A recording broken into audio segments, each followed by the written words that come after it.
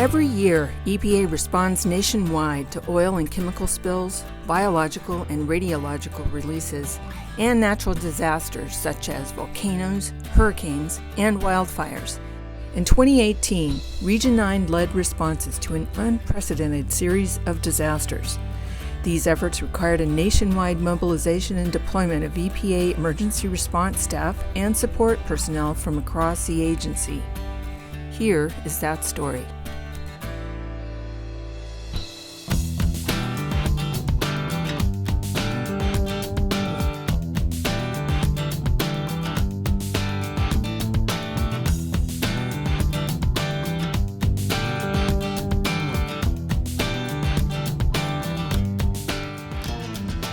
The lava-filled Kapoho Bay and covered substantial portions of Leilani Estates and Lanapuna Gardens, among other areas.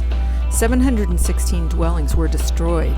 The volcanic gas emissions, otherwise known as VOG, was deemed a potential public health risk.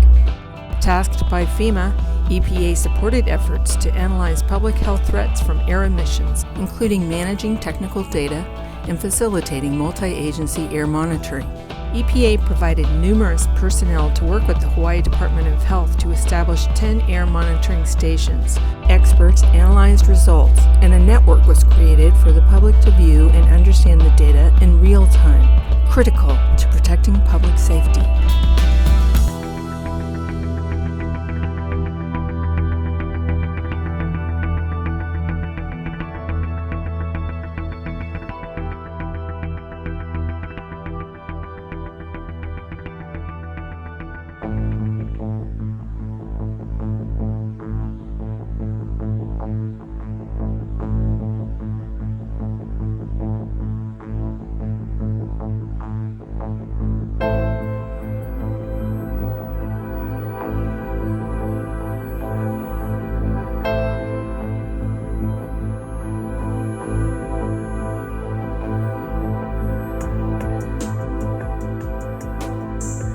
It was soon discovered that the fire had spread inside one of the narrow mine entrances that contained reactive ore and highly acidic water.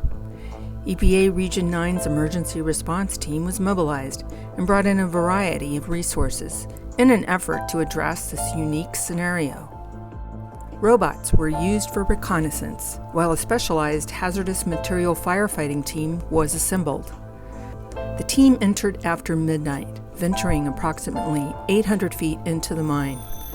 With air supplies almost exhausted, the team finally emerged, having successfully extinguished the fire just 200 feet from a potentially explosive ore body. We are proud of Region 9 responders' brave efforts in the face of danger.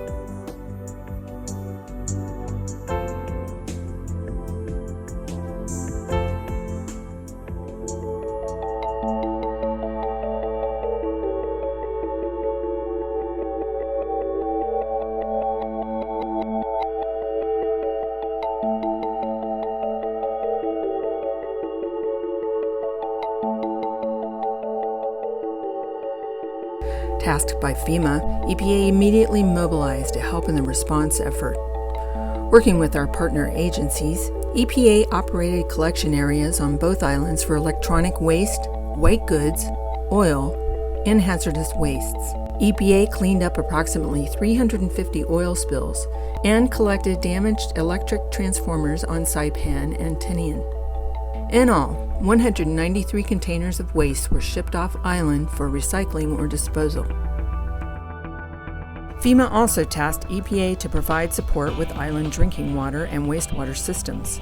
A specialized water emergency team was mobilized and worked closely with the local government to conduct assessments and help restore drinking water supplies. This work included several rounds of sampling, and as a result of EPA's efforts, an MOU was established between two CNMI agencies to assure the future safety of water quality at restaurants.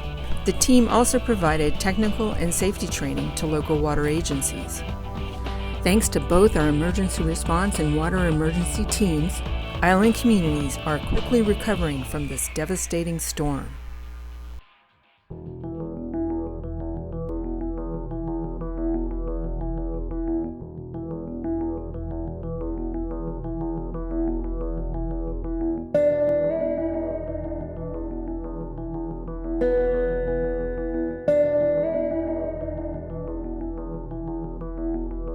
Tasked by FEMA, EPA and the California Department of Toxic Substances Control managed the first phase of the cleanup in both Northern and Southern California by assessing and removing household hazardous waste.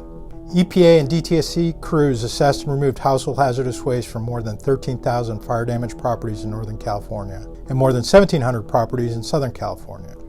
During the cleanup, we marked objects with white X's that were deemed non-hazardous. If anything was spray painted in pink, it was considered to contain asbestos. And if we marked things with yellow or orange paint, it was considered a hazardous area. By early February 2019, more than 99% of damaged properties had been assessed and cleaned up, and the remaining properties are now being cleared by DTSC during the second phase of the cleanup. EPA's strong partnership with the state of California and local officials helped expedite this critical first phase of the California wildfire cleanup.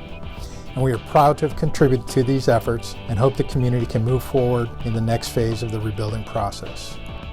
We all deserve a round of applause for each other.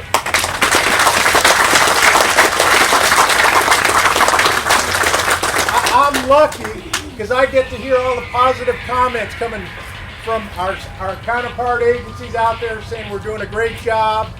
But most importantly, I get to hear the comments at the community meetings where the residents that have been affected, appreciating the work we're doing out there, appreciating the respect and courtesy and professionalism all you are demonstrating out there. And I want to thank you personally for that.